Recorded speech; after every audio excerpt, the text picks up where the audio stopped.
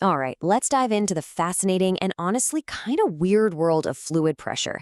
It is this invisible force that's absolutely everywhere, running everything from giant hydraulic lifts to the way creatures survive in the deepest parts of the ocean. So let's get into it.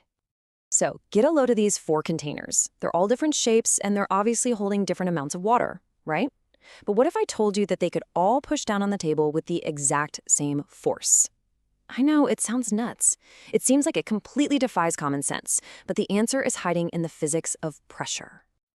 To get to the bottom of this little puzzle, we've got to understand the invisible forces that are at play here.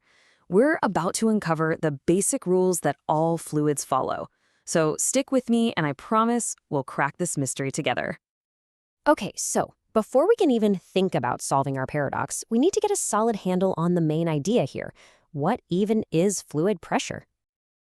At its heart, the idea is actually super simple. Pressure is just the amount of force that a fluid pushes on a specific area.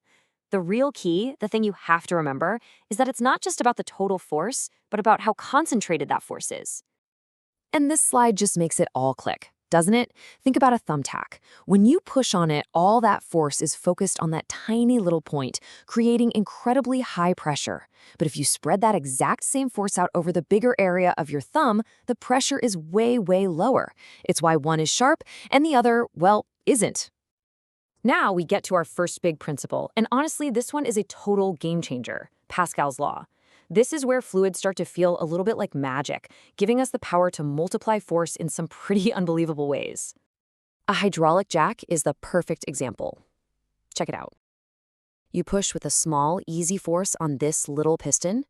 That pressure gets sent equally through all the liquid inside, and then that same pressure pushes up on a much, much larger piston. And what's the result? A huge output force, powerful enough to lift an entire car. It's incredible. And here it is, this secret sauce right from the source material. For a fluid that's just sitting still, the pressure at any single point is the same in every single direction. Up, down, sideways, it makes no difference. That right there is Pascal's law, and it's the trick behind the magic of hydraulics. But here's the thing. Pressure isn't just a factor in closed systems like a hydraulic lift. Oh no.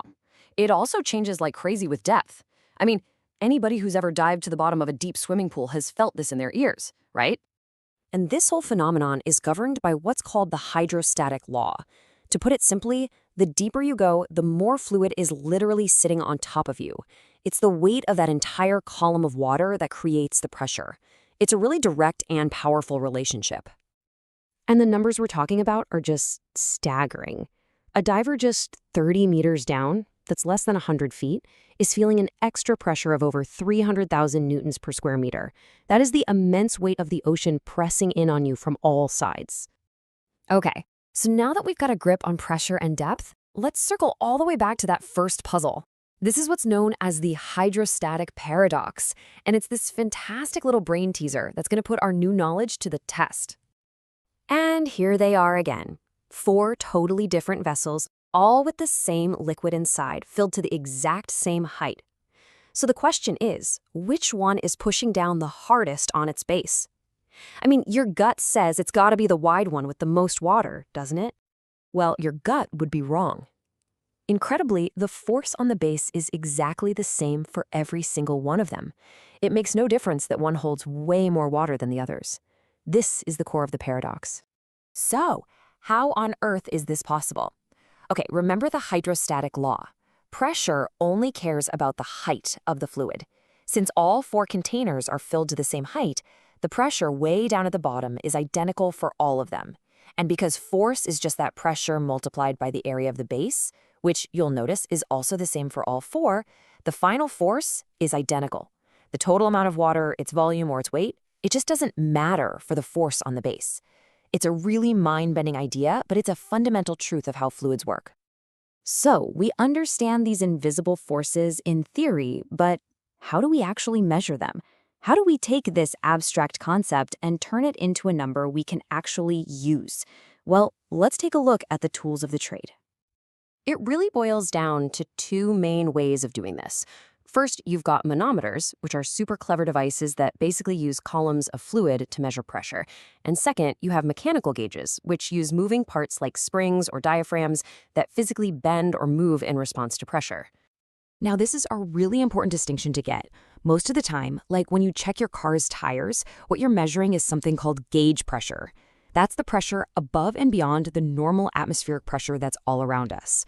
Absolute pressure, on the other hand, measures the total pressure all the way down to a perfect vacuum, a true 0 point.